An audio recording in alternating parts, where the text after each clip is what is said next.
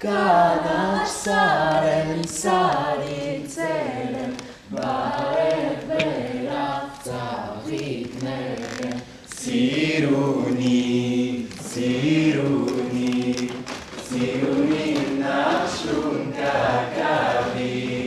Siruni, siruni, siruni nashun kakavi. Kotef papuku chatuki, păsti cătuți carmiș toti, carmiș toti knero, cășororas ciuti knero. Siruni, siruni, siruni nashun kakavi. Siruni, siruni, siruni nashun kakavi. Sur le pont d'Avignon, on y danse, sur le pont d'Avignon, on y danse tous en rond. Les monsieur font comme ça, et puis encore comme ça. Sur le pont d'Avignon, on y danse, sur le pont d'Avignon, on y danse tous en rond. Les belles dames font comme ça, et puis encore comme ça. Sur le pont d'Avignon, on y danse, sur le pont d'Avignon, on y danse tous en rond. Aux Champs-Élysées, Aux Champs-Élysées, au soleil, sur la pluie, à midi ou à minuit, il y a tout ce que vous voulez aux Champs-Élysées. Aux Champs-Élysées, aux Champs-Élysées, au soleil, sur la pluie, à midi ou à minuit, il y a tout ce que vous voulez aux Champs-Élysées.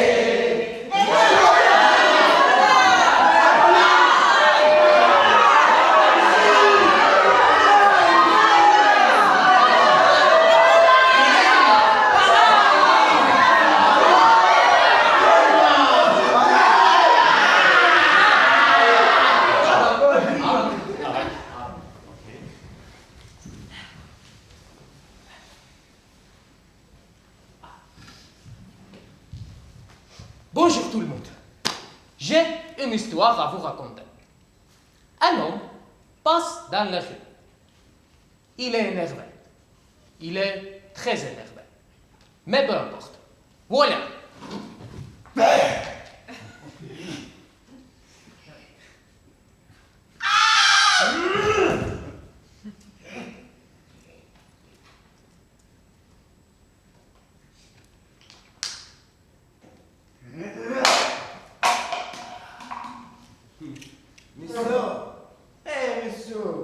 Monsieur, vous avez fait tomber votre déchet.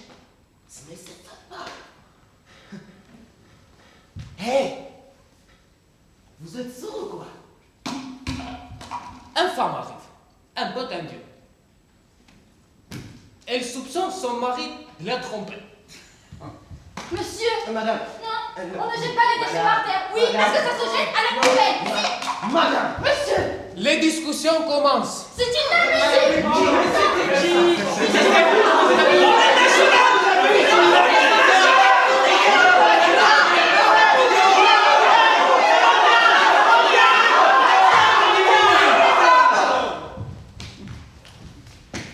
Bla, bla, bla, bla.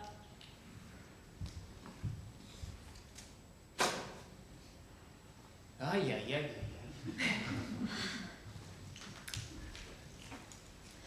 Moi aussi, j'ai une histoire à raconter.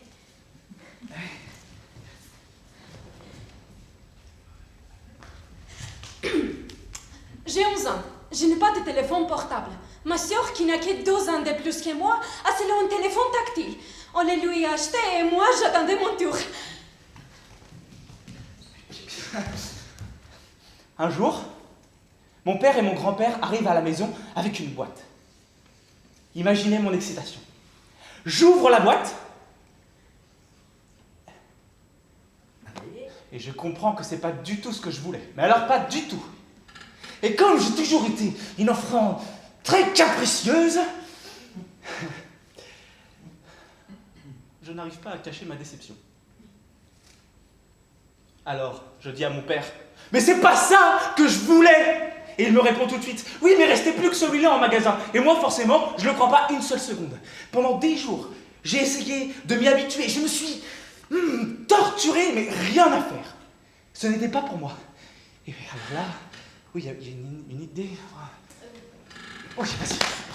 C'est alors qu'un plan génial est dans ma tête. Si on me vole mon téléphone, mes parents seront obligés de m'en acheter un nouveau. Il n'y a pas d'autre solution. Je descends dans la cour, je trouve une pierre idéale. Je suis sur notre balcon. Je pose le téléphone sur la pierre. Je jette un code autour de moi s'il y a des gens que je connais. Je vois qu'il n'y a personne et je remonte à la maison. Je me poste sur le balcon et j'attends. J'attends qu'un voleur passe et l'emporte. Un homme passe. Je me dis intérieurement, vas-y, prends-le, regarde comme il est bien ce téléphone. Mais non, aucune réaction. Un deuxième passe. Et pareil, aucune réaction. Je me dis, mais c'est pas possible, il est tellement minable que même les voleurs n'en veulent pas. Et soudain, un homme s'arrête longtemps devant la pierre. À cet instant, une panique totalement envahie. Je me suis dit, et si mon papa me demande où est mon téléphone, je veux dire quoi? J'avais envahi hurler depuis le balcon. Non, non, non, non, ne touche pas, c'est à moi! Mais finalement, cet homme-là non plus n'avait rien remarqué. Il passait juste là par hasard. Et c'est là que j'ai compris que je pouvais pas dire « Hé, regardez, on m'a volé mon téléphone !» alors que c'est moi qui l'avais abandonné exprès. Enfin... Vous voyez ce que je veux dire? Je me suis précipité en bas, j'ai dévalé l'escalier deux par deux, j'ai sauté sur le téléphone, je l'ai serré fort dans mes bras, et j'ai enfin repris mon souffle. Je suis examinée. J'ai commencé avec beaucoup le téléphone sacré. Je me suis dit, bon, après tout, l'important c'est touche. L'important c'est le téléphone cadeau de mon papa.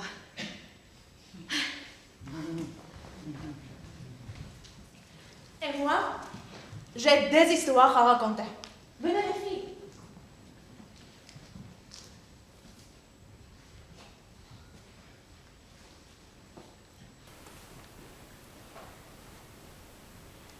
C'était en 1915, quand l'arrière-grand-mère de ma grand-mère avait 2 enfants, un nourrisson et un enfant de 2 ans.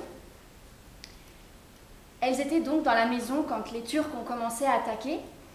Alors, ils ont décidé de fuir vers l'église, sauf que, je sais pas comment, mais ils ont oublié le nourrisson dans la maison. Donc ils ont réussi à aller dans l'église. Et le lendemain matin, la tante du nourrisson, qui a décidé d'aller dans la maison pour rendre visite à sa famille, mais qui ne savait pas que la famille avait fui la maison, elle a trouvé le nourrisson seul. Et c'est elle qui a élevé l'enfant. Quant à l'église, les Turcs l'ont brûlée. La même année, en 1915, la mère de mon grand-père marchait avec son frère en direction d'Alep.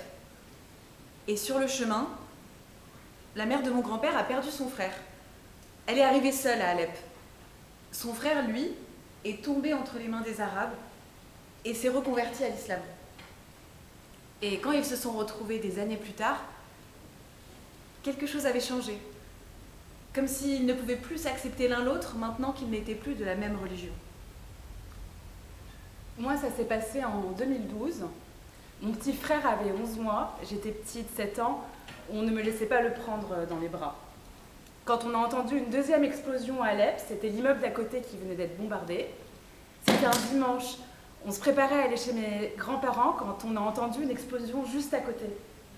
Et en général, quand il y en avait une autre suivait forcément. Papa a dit « planquez-vous sous les lits ». J'ai couru et là j'ai vu que le lit était fait d'une telle façon que c'était impossible de s'y glisser.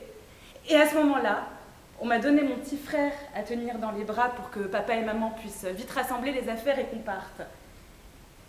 Et à cet instant-là, j'étais heureuse. Je tenais mon petit frère dans les bras pour la première fois. Et plus rien d'autre m'importait. En 2012, en Syrie, il ne neigeait jamais. Je ne savais pas ce qu'était la neige. Et un jour, on se réveillait et on a vu quelque chose de blanc par terre. Posé très doucement, mais c'était quelque chose d'immense. Je ne savais même pas comment on attrape la neige. Nous nous sommes rassemblés avec les enfants de voisins et amis. Mon père avait étudié en Arménie et il nous a tous expliqué les règles du jeu et nous avons joué sans fin. En 2012, mon grand-père était chef de chœur à l'église et chaque dimanche, je devais absolument l'y accompagner. Si on ne me réveillait pas, je me lavais plus tard en pleurant. Alors, j'ai décidé de passer les samedis chez eux pour aller à l'église avec lui. Après, j'ai commencé à fréquenter des chœurs d'enfants. Nous chantions en bas et en haut. Tout le monde me regardait et souriait. J'étais la plus petite. Il y avait un moment spécial à l'église. Une enfant allait au micro et chantait seule. Moi, je regardais et je pensais, est-ce que je vais grandir pour faire ça aussi? Un samedi, j'ai dit à ma grand-mère, je vais chanter au micro. Elle m'a écouté, puis elle a dit à mon grand-père. J'ai chanté encore une fois, et mon grand-père sourit et a dit, bon, va te coucher. Le matin, je pensais qu'il avait oublié. À l'église, personne n'a rien dit. Mais quand le moment est arrivé, le chef de chœur a dit doucement, Maral, vas-y. Je suis allée et je chantais. C'était ma première victoire dans la vie.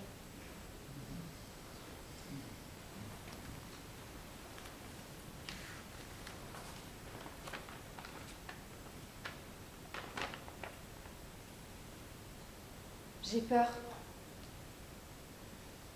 Je ne sais pas quoi faire de ma liberté. Comment exister dans un monde qui ne demande qu'à disparaître?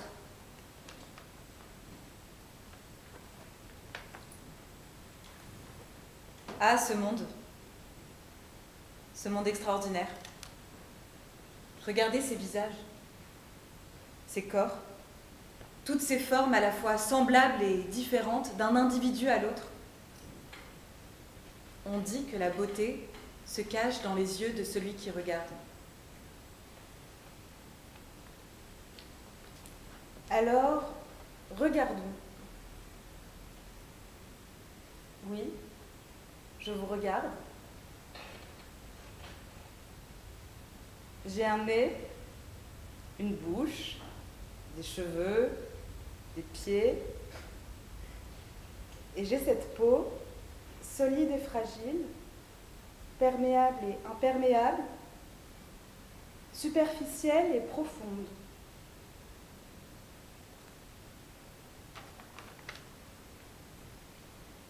Et puis, il y a ce qu'on ne voit pas.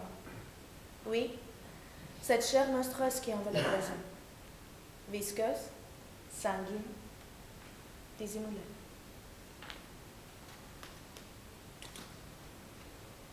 Et ensuite, qu'est-ce que c'est?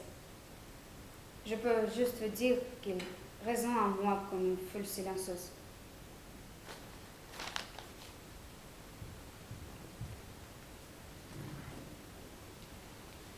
Bonjour.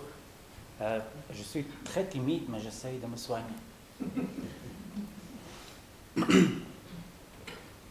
Bonjour.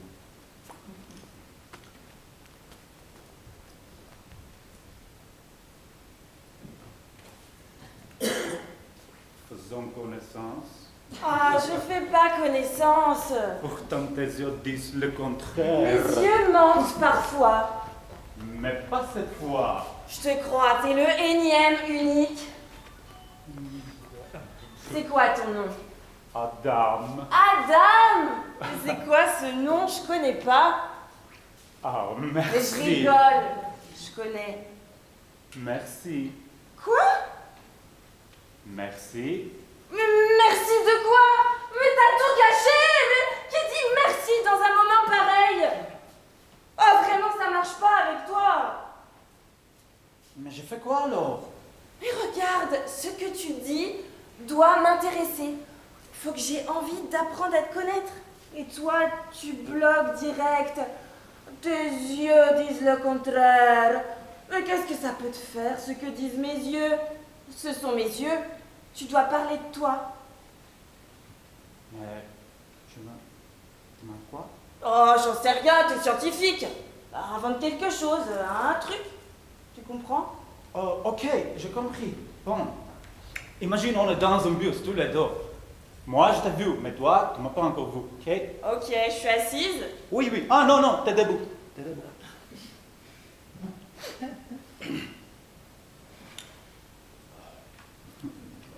Pardon, pardon.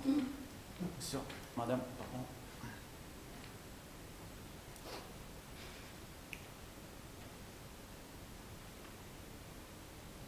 Bonjour. Bonjour. La chose la plus rapide dans l'univers, c'est la lumière. Mais toi, t'es entré dans mon cœur encore plus vite. T'es sûr que c'est dans ton cœur que je suis entrée en premier? N'en doute même pas, mon Oh, lapin. merde! Tu m'aimes pas, le lapin? Oh, j'ai juste senti que tu mentais. Mais non, je mens pas. Si tu mens, la chose la plus rapide dans l'univers, c'est l'esprit. Pas la lumière. Je suis entrée dans ton esprit, pas dans ton cœur. Mais t'as eu peur que je te traite de gros pervers. Alors, tu m'as menti. Ouais, t'as raison. Vraiment, ça marche pas avec toi, hein. Mais bon, tu me plais. Ah ouais? Je te donne encore une chance. Ok, parfait. Bon, on s'assoit. Comme si on était au restaurant. Ok. Mais j'ai pris des trucs très chers, hein. Pas grave, je vais vite me barrer.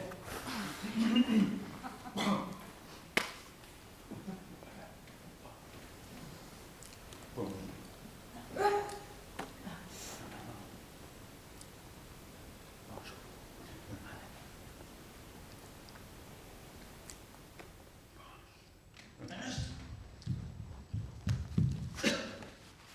Accepte-moi. Quoi? Accepte-moi, je suis très timide.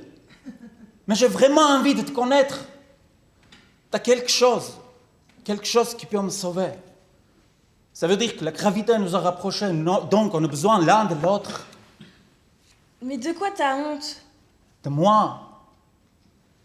T'arrives pas à t'accepter tel que t'es? Oui, j'y arrive pas. J'ai honte de moi. Mais je ne me souviens pas. Pourquoi? Je ne me souviens pas. Mais qu'est-ce que t'as fait?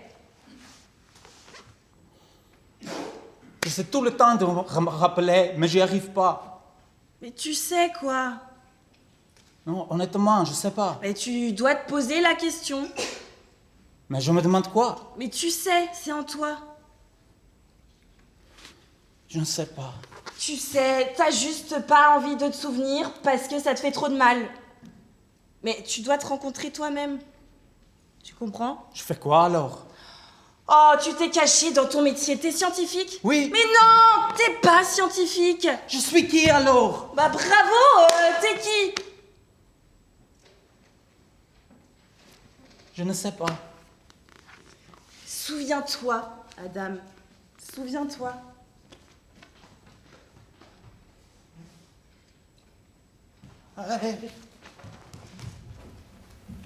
Et moi, j'ai une histoire à vous souffler. Amélie le moineau glisse dans l'air, portée par un courant à altitude constante. Des milliers de moineaux volent sous le même angle. Amélie ralentit un instant et regarde ses ailes, comme si elle y cherchait le sens de son existence. Toute la scène, le ciel. Aucun horizon, aucune mer, seulement une circulation aérienne parfaitement ordonnée. Pourquoi est-ce que je continue à voler dans ce courant qui étouffe le souffle de mes ailes? Un oiseau ne vit pas s'il n'a pas traversé la peur de la chute. Pourquoi est-ce que je continue à faire ce qui étouffe mon âme? L'individu doit accepter sa douleur pour ne jamais se perdre. Et moi, je ne fais que craindre de perdre ce petit moi qui subsiste encore. As-tu déjà pensé que nous ne vivons pas à cause de ce que nous possédons, mais à cause que nous avons perdu ou craignons de perdre?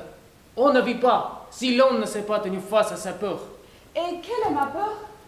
Perdre l'altitude, la sécurité du groupe ou mon identité. Le courant d'air se renforce soudain. Amélie perd un instant l'équilibre sans tomber. La pluie reste suspendue dans l'air. Les gouttes frappent les plumes. Les moineaux se resserrent dans les nuages. Et Sylvie glisse aux côtés d'Amélie. Tu voles comme en attendant un vent qui ne viendra pas. Et tu oublies le courant qui est sous toi. Et si ce courant ne subissait pas, comment vivre dans cette hauteur limitée quand le ciel semble infini? Gabrielle descend d'en haut. Ses ailes portent les traces de longs voyages. Quand j'étais jeune, je pensais pouvoir maîtriser le vent. Mais le vent maîtrise celui qui tente de le saisir. La liberté n'est dans la peur. La question, c'est le premier battement d'aile. Pour la première fois, Amélie vole avec un angle légèrement différent. Suis-je prête à sentir cette petite lumière et moi qui s'étouffe sans cesse dans l'ordre? Nous vivons en travaillant, mais la vraie vie passe à côté de nous quand nous atteignons la fin. La compréhension de ce que nous avons perdu arrive trop tard. Amélie est au centre. L'air est lourd.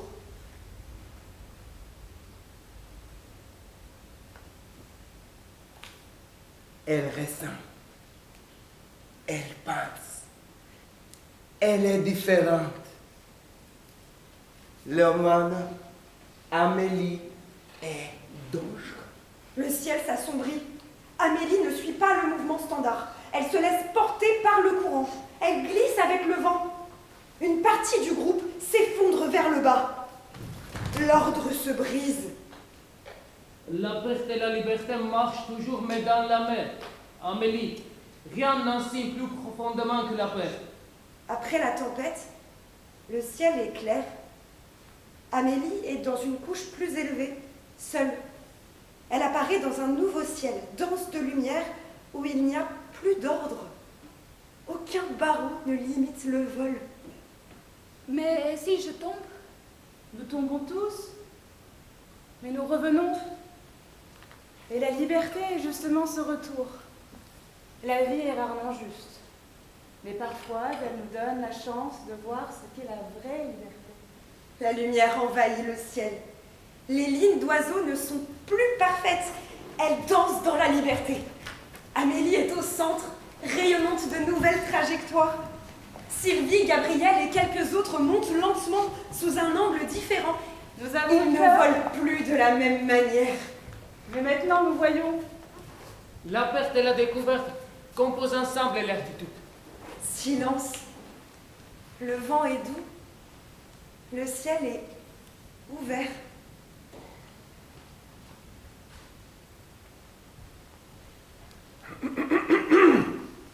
Moi, j'ai juste envie de fumer.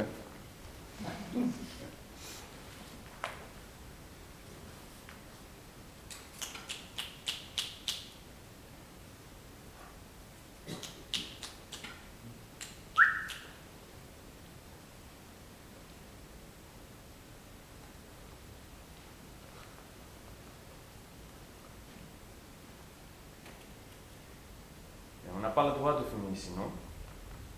Ouais. Je sais. Mais personne va nous voir. Ils vont voir. Qui? Les caméras. Non. C'est leur angle mort ici.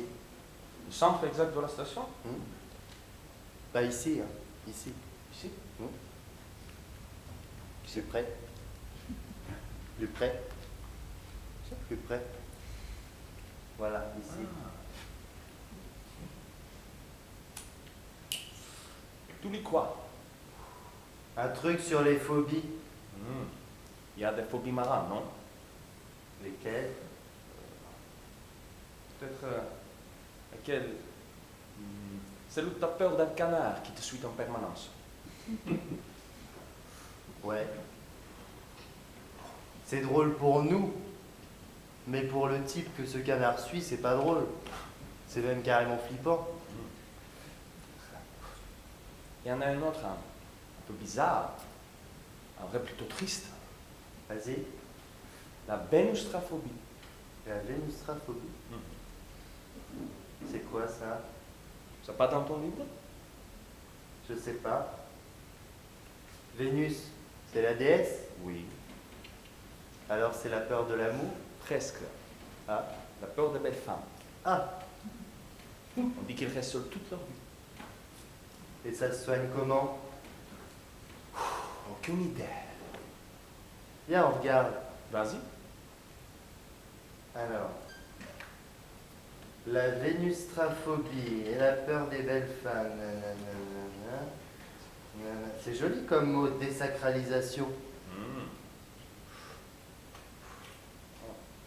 Donc, peut-être un peu déçu. Non, il faut vouloir connaître. Et tu comprends qu'il est humain comme toi. Peut-être. Toi, t'as quel défaut?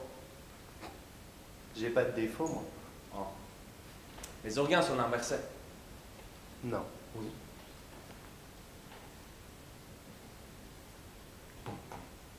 Au revoir. Maintenant, c'est toi. Moi, je suis né dans les chiottes. Comment? Je suis né dans les chiottes. Comment ça? Eh ben, ma mère avait très envie de pisser. Elle est allée pisser. Et on a entendu un plouf. Et après des pleurs, et ben c'était moi. C'est la plus belle histoire de naissance. Merci. De rien. J'ai l'impression que j'ai envie de te mordre les dents et de te manger. Moi, j'ai envie de mettre mes mains dans ton visage et de malaxer comme ça, comme de la pâte à modeler. Tu es parfait. Toi aussi. C'est pas bien. On ne peut pas s'aimer. Dommage. C'est le tien? Ouais. Tu reviendras? Ouais, peut-être.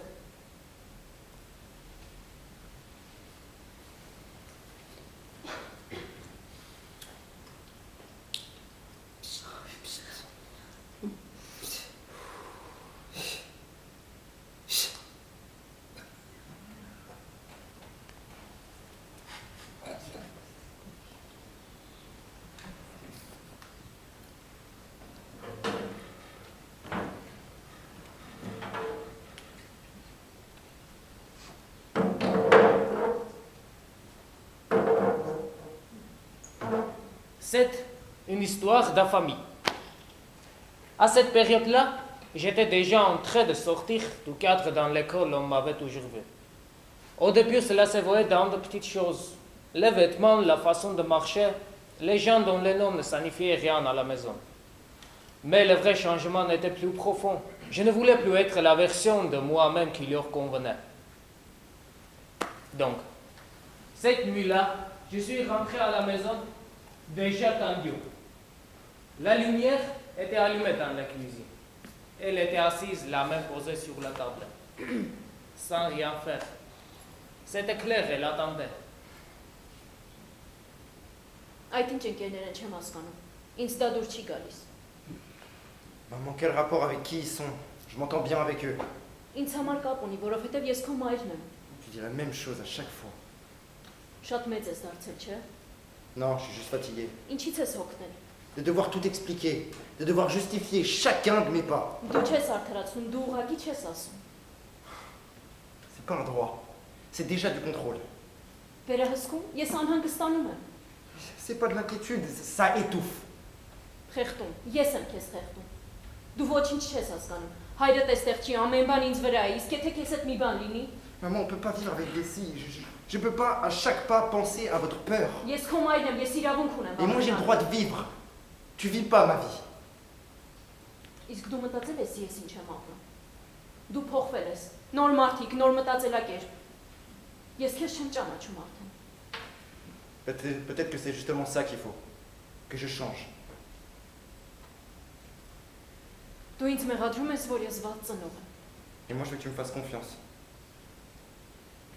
Bon, qu'est-ce que tu veux? Je veux que vous m'écoutiez. Pas seulement que vous me parliez en arménien. Je veux que vous me demandiez au lieu de décider. Que j'ai pas peur de vous dire des choses. Իսկ դու կասես ամեն ինչ։ Si tu me fais confiance, je te dirai tout. Լավ, արի փորձենք։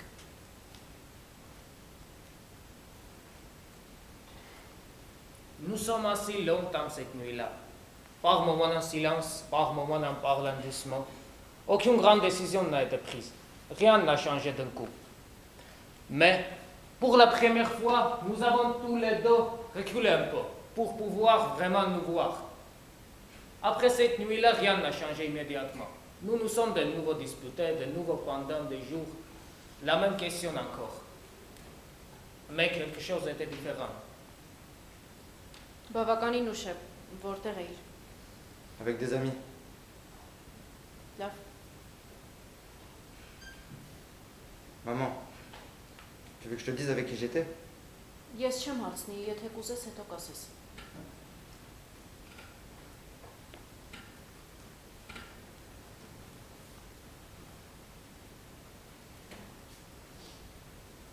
מכאן יראו בספסל וצאתו. סקסט סיפת מל.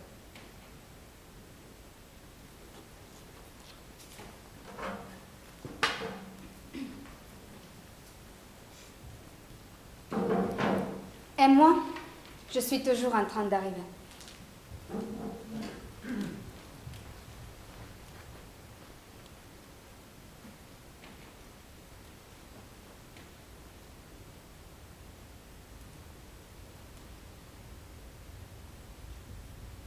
Il y avait des valises dans la chambre. Un silence étrange régnait dans la maison, comme si elle savait que nous allions la quitter. Les portes des armoires étaient entr'ouvertes. Quelques objets étaient encore à leur place. Et moi, je restais là, au milieu de la pièce, à regarder ma vie rangée dans 2 grandes valises. Je ne voulais pas partir. Non pas parce que Erevan était une mauvaise ville. C'est juste que mon monde était ici. Cette rue, cette cour, cette fenêtre, la couleur de montagne le soir et les gens qui connaissaient mon prénom.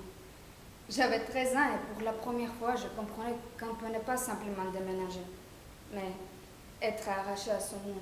Et cette maison alors, c'est ici que tu as fait tes premiers pas.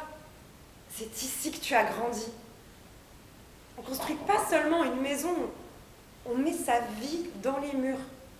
C'est pour cela qu'il est si difficile de partir, parce qu'on ne ferme pas seulement une porte, on laisse derrière soi une vie entière.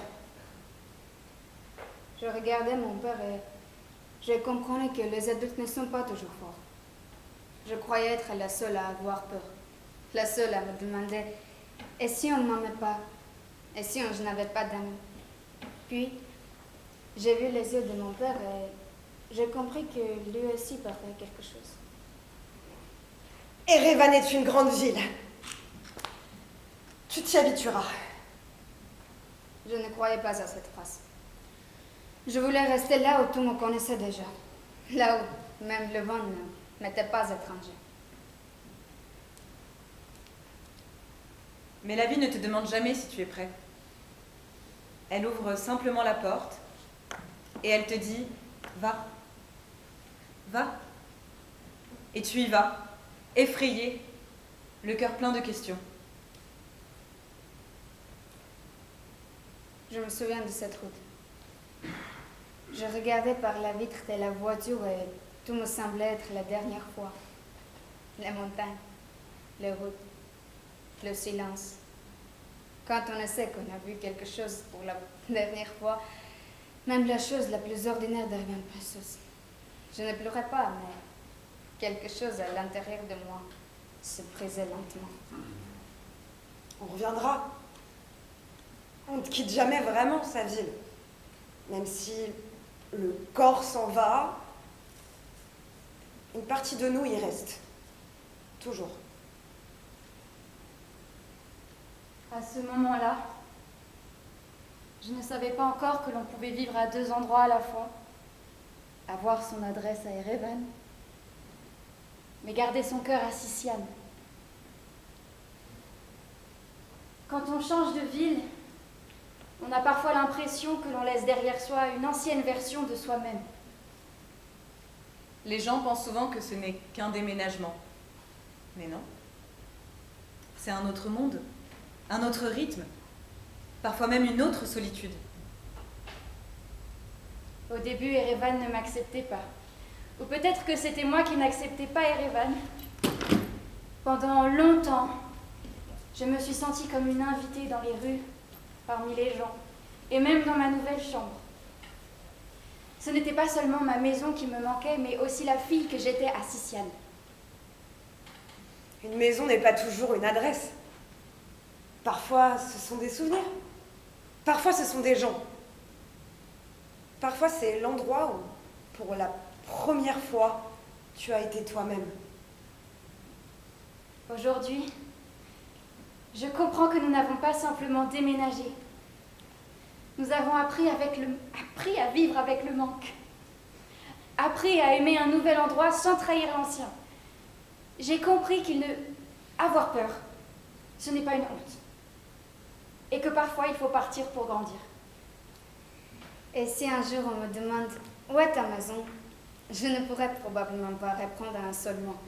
Parce que ma maison n'est pas une ville. Ma maison, c'est la route de Sicien à Erevan. Et sur cette route, encore aujourd'hui, à l'intérieur de moi, je suis toujours en train d'arriver.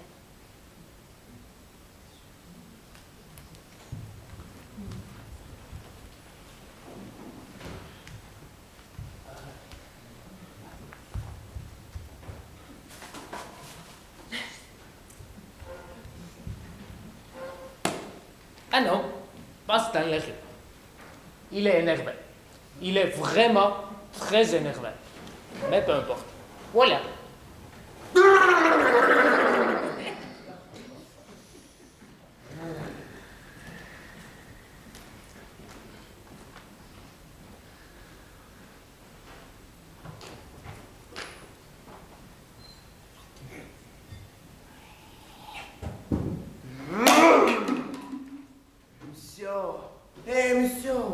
Monsieur, vous avez fait tomber votre déchet.